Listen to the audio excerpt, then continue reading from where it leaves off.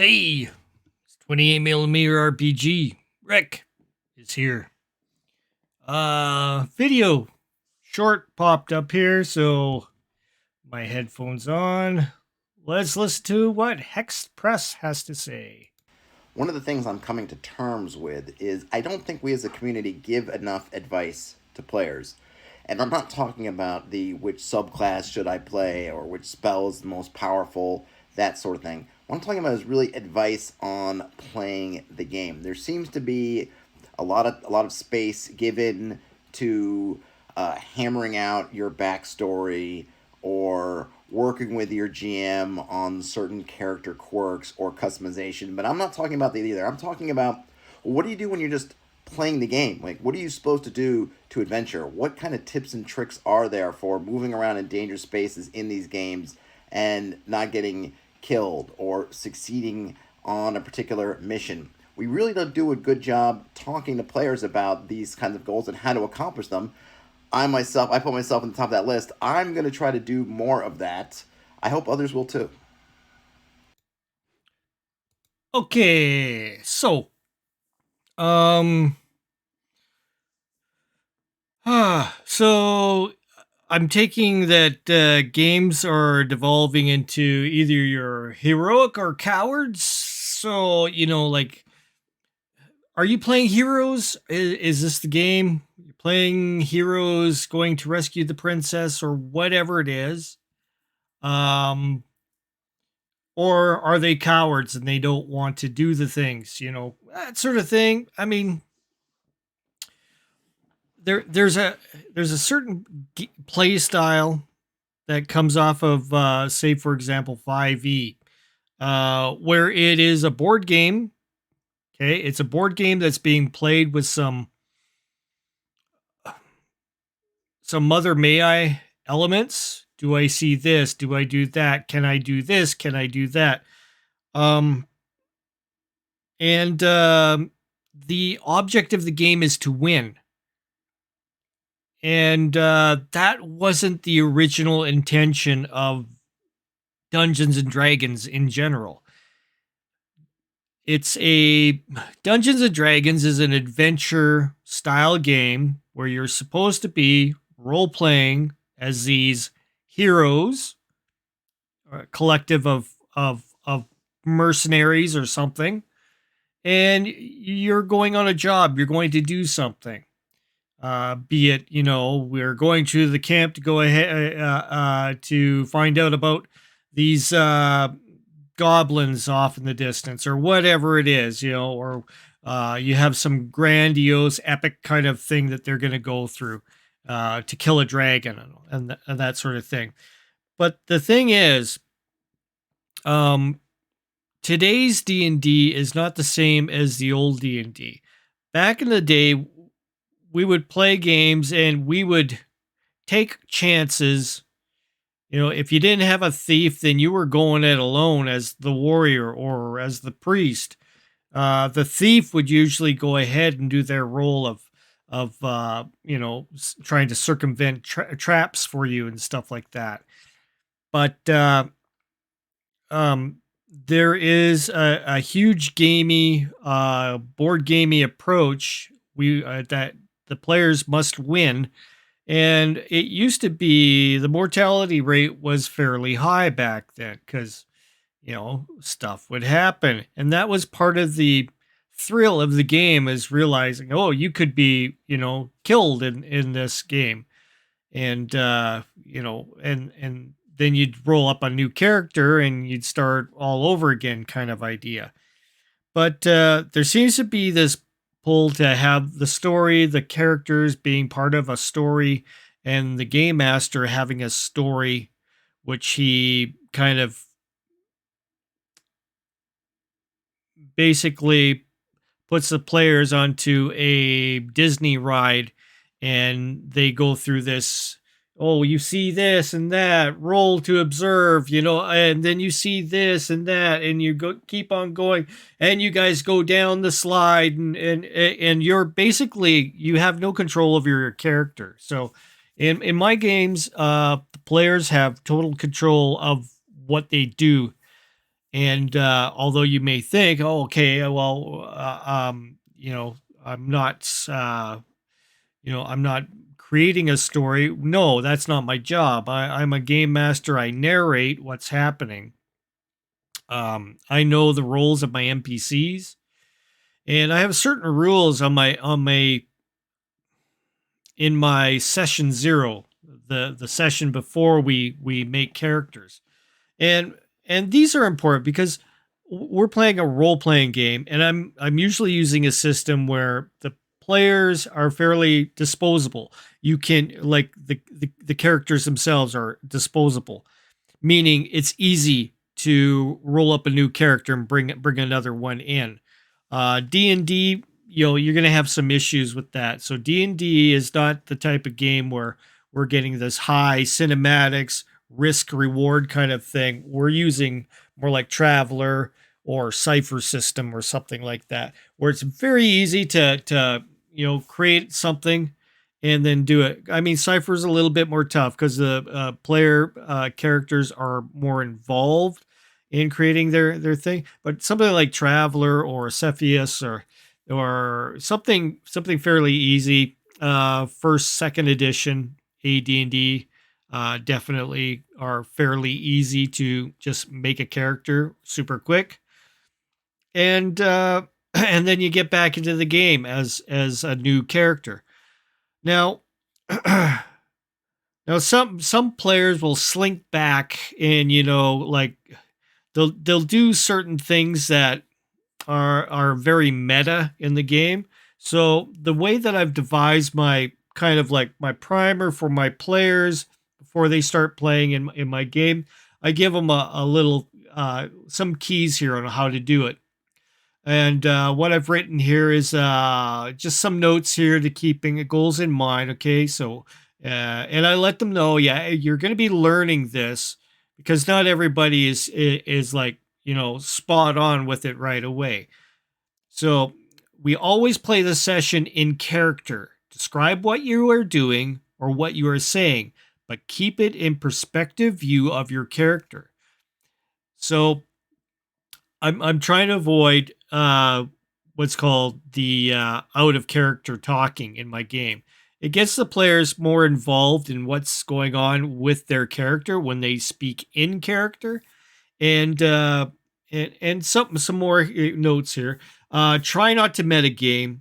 This one could be a bit of a challenge because naturally everyone naturally reacts to what they hear in session.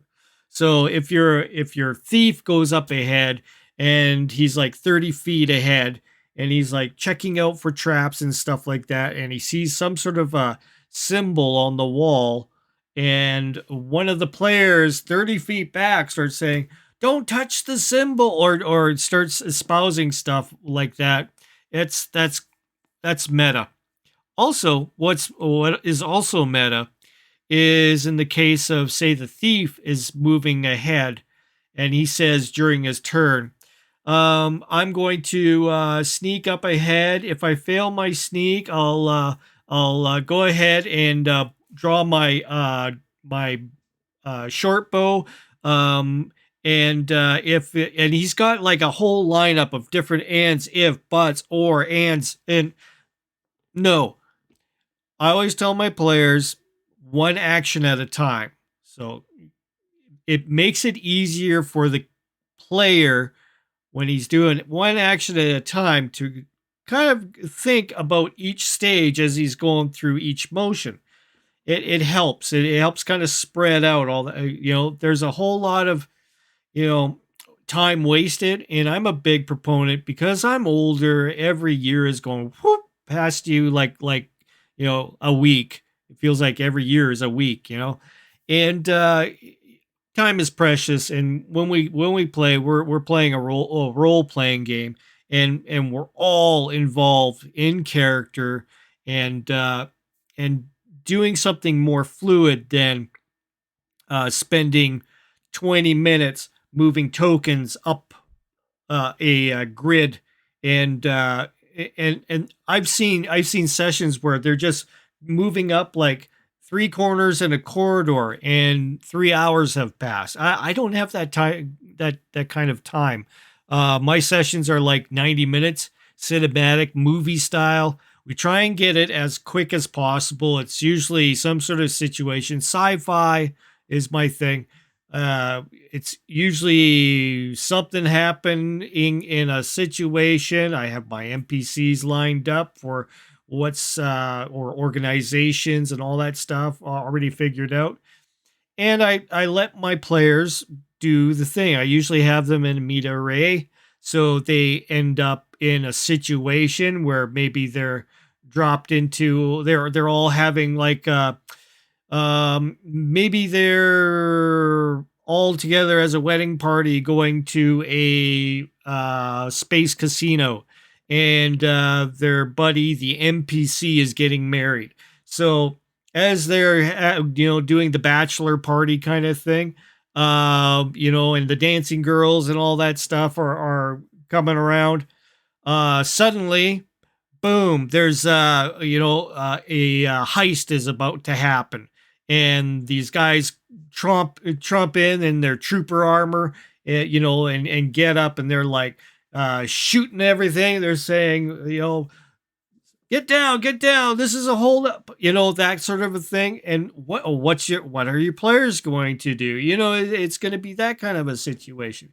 It's very open ended. I don't know what's going to happen. I have no idea what the players are going to do. We just, go with the action. Then once you've bonded your characters together with that first kind of scenario, they can work together and figure out what they're going to do. Are they going to go ahead and stop this heist? Are they going to maybe stop the heist but become part of the heist by taking the money? I don't know. I don't know what they're going to do. That comes during the game, and that's what the players are going to be doing, is thinking, what they're going to be doing, and that becomes the story.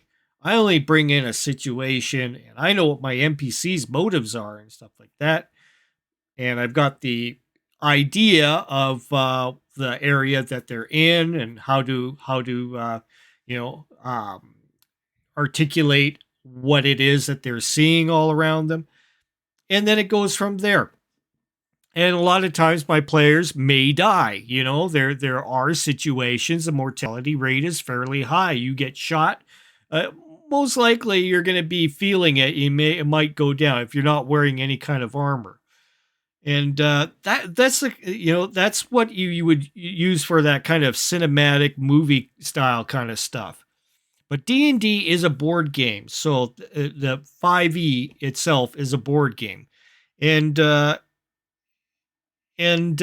yeah, most players have it in their head that that's the thing. They want to win the game, and it's no longer a role playing game. It's a board game. So that's why I find kind of sad about the new generations of role players out there, that they don't role play. So and that's kind of sad. I say here also, think of your game master as a narrator of the current situations. Characters do not ask narrators questions.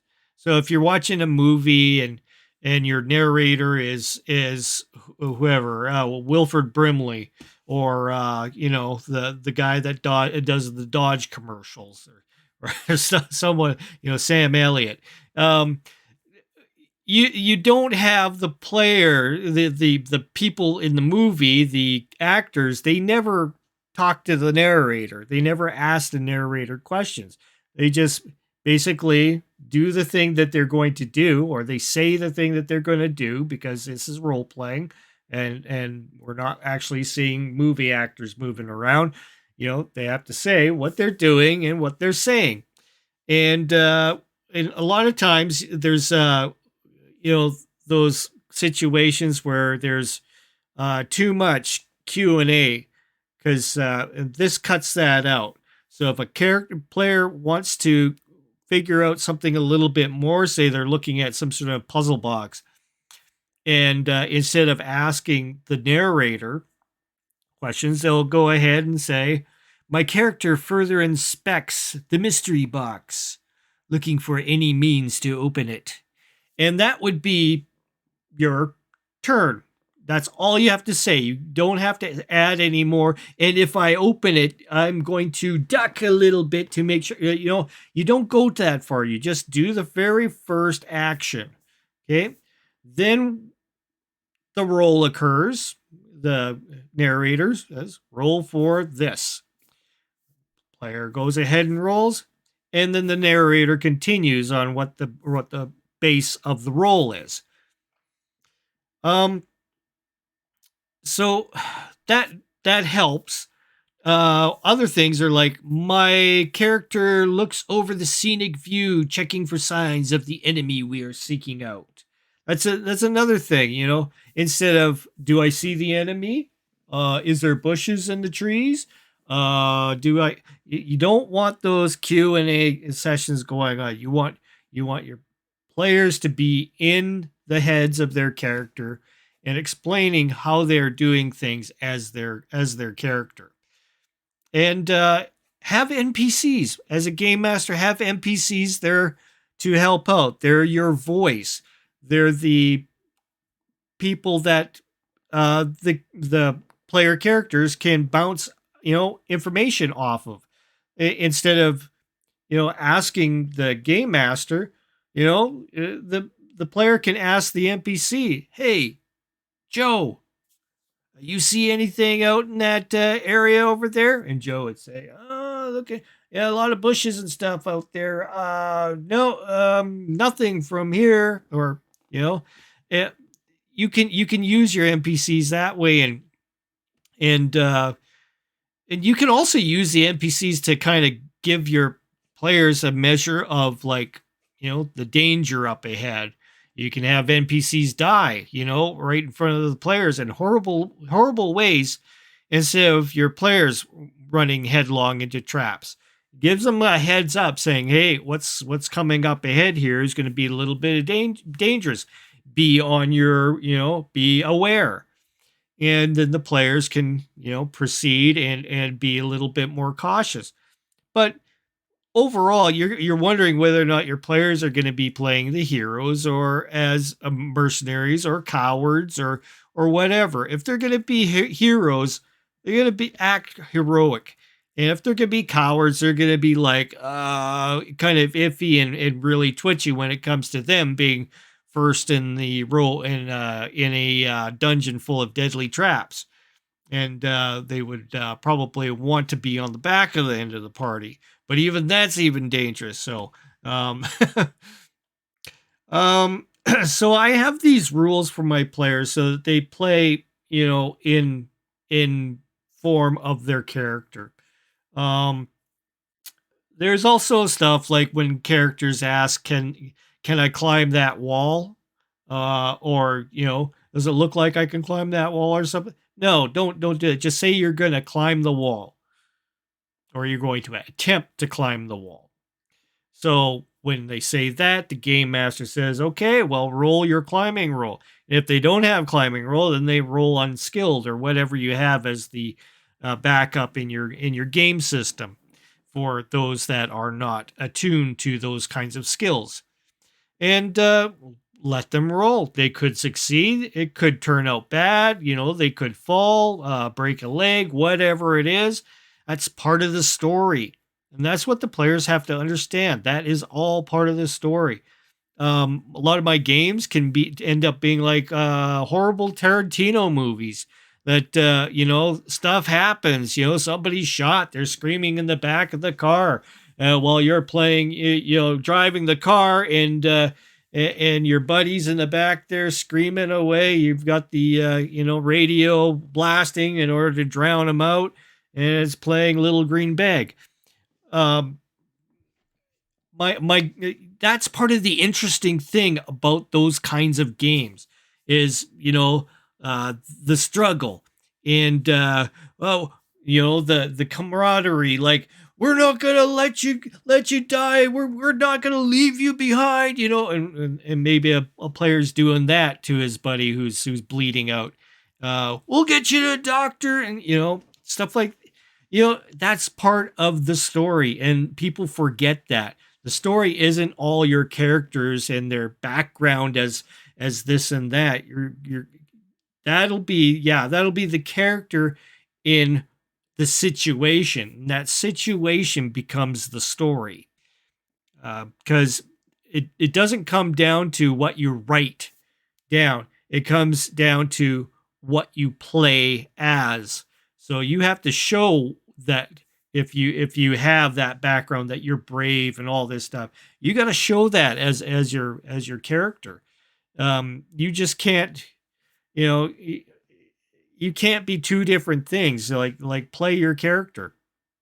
I mean, yeah, you might be as the real life person scared to go down that dark hallway, but as your heroic character, as you've written in the background, you got to play him as the heroic character. That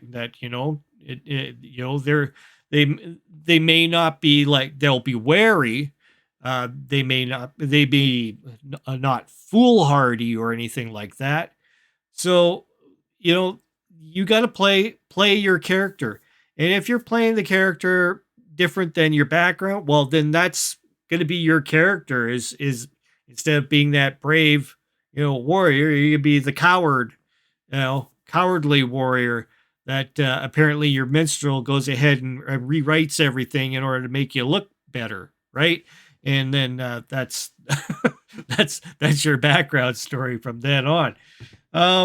So yeah, my play style is a lot different. If you watch my video, my live streams, and you'll see that my players are involved. Looking at the camera, they're not doing other things. They're not, uh, you know, looking at their phone, going through it, taking pictures, selfies, or whatever, or flipping through like a novel while it's not their turn. They're all involved. They're right there. They're waiting to see what's happening, and they're getting right into the story. And that's what you want with your players. But you're not going to get that playing the board game with some little bit of role play aspect on there, and a lot of Q&A. You're not going to get that, um, unfortunately. But yeah, I just thought I'd chime in about that in kind of like like get ahead of the problem, which is the players playing that way where they must win. And that's why my games are different. That's why, if you're expecting a cinematic movie kind of experience, no, you're not going to get it the way that your players are playing. They must, be not afraid to lose a character. Death is going to happen. And as a game master, you must also play so that you're not out to just kill all the players. That's not your goal. You're just letting the situation ride out as it does. Sometimes bad rolls happen, and that's part of the game. So, and if players can't handle that, then they shouldn't be playing, a game where you want to have those cinematic things. They should be playing the ones where they're all gathering, you know, uh, pieces of ingredients from various areas in order to make their pies and stuff like that. Because I think that's where D&D is starting to head off into, and it's no longer that heroic game that we used to play, unfortunately. So that's my take. Anyways, just thought I'd mention this. I'll have Hex Press. He has some good insight on certain things in gaming and stuff like that. And yeah, I'll put his link down below as well. I think Shauner did a video. He wasn't he was a little bit less nice than me. uh, on this sort of thing. But hey, if you like what you see and you want to learn stuff, you want honest how to learn stuff, subscribe. Just do it, because I'm learning things, you're learning things, we learn from each other, and yeah, it's all good. So hit that button. It's free. It's free, I tell you. Just do it.